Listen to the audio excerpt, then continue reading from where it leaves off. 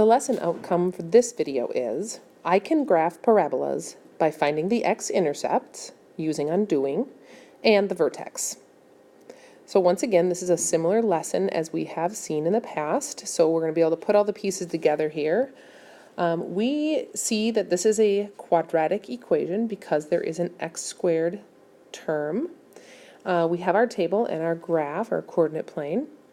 Notice we have zeros put in for y. Remember when we put 0 in for y right here, we're going to be able to find the x-intercepts. Okay?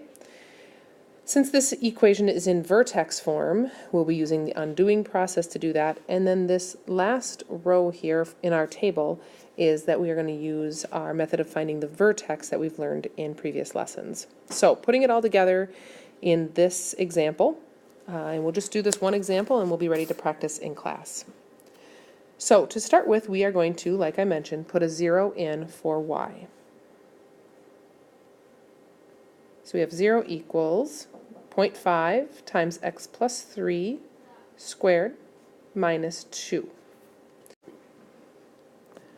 Okay, so our first step, and again I'm going to write down the process, is the order of operations in reverse because we are undoing. So we're going to start once again with adding and subtracting. If you feel like you can work ahead on this, feel free. We're going to add 2 to both sides. 0 plus 2 is 2, equals 0.5 times x plus 3 squared. Now, in order to multiply or divide, what we see here is we see that the x plus 3 squared is being multiplied by 0.5. So we can divide by 0.5, knowing that dividing by 0.5 is the same as multiplying by 2, because it's the reciprocal of 0.5, which is 1/2. Either way, if you use your calculator or if you think through this, 2 divided by 0.5 is 4.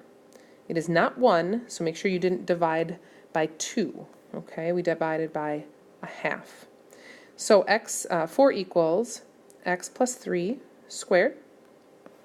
Now we are going to deal with our exponent right here, which is square rooting both sides. We're going to square root here. We're going to square root here. The square root and the square cancel each other out on this side, and we need to remember that when we square root both sides, we need to include a positive or negative in front of our square root of 4. The square root of 4 is 2. 2 equals x plus 3. And last but not least, we deal with what was originally in the parentheses, which is the x plus 3. We will subtract 3 from both sides to come up with our final answer. So we have x equals, I should say final answers, right? So x equals the positive or the negative 2 minus 3. So we're going to say positive 2 minus 3, and x equals negative 2 minus 3. The first one, x equals 2 minus 3, which is negative 1, and the second one, x equals negative 2 minus 3, which is negative 5.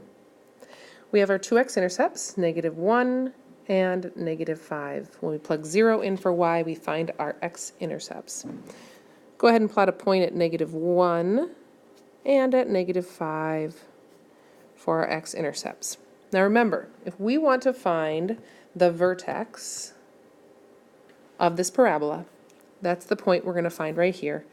Hopefully you remember from when we did this with both factoring and the quadratic formula, we are going to add the two x-intercepts.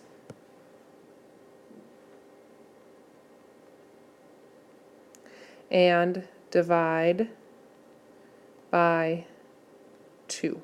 And we do that to find the average of the x-intercepts, which will help us find the middle value where we're going to put our line of symmetry. So negative 1 plus negative 5 is negative 6. And then if we divide that by 2, we get negative 3. So we need an x value of negative 3 here for our vertex. And when we do that, we're going to plug negative 3 then into our original equation using either your brain or your calculator to find our y value. When we put negative 3 in here, I'm just going to kind of do this work off to the side over here. Negative 3 plus 3 will become 0, and 0 squared is 0, and 0 times 0.5 is still 0. So we end up with negative 2. We're going to go ahead and put a negative 2 right there. And our vertex is at negative 3 which we knew it would be because of that line of symmetry. -3, -2, which is right here. And we now know how to graph our parabola.